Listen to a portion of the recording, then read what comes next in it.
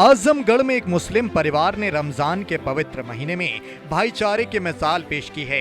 यहाँ से आपसी सौहार्द की सुकून देने वाली तस्वीर सामने आई। ये तस्वीरें सभी को मिलजुल कर रहने की सीख देती हैं। दरअसल पूजा नाम की युवती के सिर से पिता का साया उठ गया था।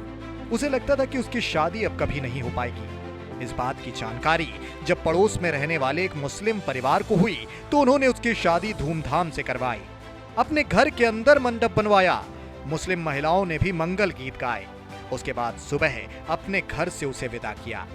आजमगढ़ शहर के इलवल मोहल्ले के रहने वाले राजेश चौरसिया पान की दुकान लगाकर अपना और अपने परिवार का भरण पोषण करते हैं। उनकी बहन शीला के पति की 2 साल पहले कोरोना काल में मौत हो गई थी। इसके बाद चौरसिया ने अपनी भांजी पूजा की शादी करने की ठानी। उन्होंने अपनी भांजी पूजा चौरसिया की शादी तय भी कर दी। लेकिन मुश्किल ये थी कि राजेश के पास केवल रहने के लिए घर के सिवाय कुछ भी नहीं था। यही नहीं, उनकी आर्थिक हालत भी अच्छी नहीं थी जिससे भांजी की शादी करवाई जा सके।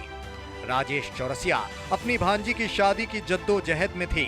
इस बीच उन्होंने अपने पड़ोस में रहने वाले परवेज से भांजी की शादी के लिए मंडप लगाने की बात कही। ये सुनते ही परवेज मदद के लिए आगे आए। परवेज के घर के आंगन में न सिर्फ मंडप सजा बल्कि मंगल गीत भी गाए गए।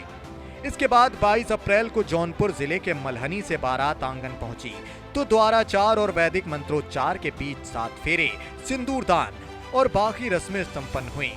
इस दौरान हिंदू मुस्लिम महिलाएं मिलकर देर रात तक शादी में मंगल गीत भी गाती रहीं। सुबह बारात विदा होने से पहले खिचड़ी रस्म शुरू हुई तो राजेश ने अपनी क्षमता के मुताबिक वर पक्ष को विदाई दी। इसी रस्म के दौरान पड़ोसी परवेज ने दूल्हे के गले में सोने की चैन पहनाई, जिसे वहां मौजूद लोगों की खूब वाहवाही मिली। वहीं इस मामले पर परवेज की पत्नी नादिरा ने बताया कि रमजान के महीने में उन्होंने अपने घर में पूजा पाठ करवाई। इसका उन्हें कोई शिकवा नहीं है, बल्कि खुशी है कि हमने एक बेटी की शादी धूमधाम से की है। साथ ही उन्होंने ये भी कहा कि धर्म सबका अलग अलग भले हो, लेकिन उन्होंने इंसानियत का धर्म निभाया है।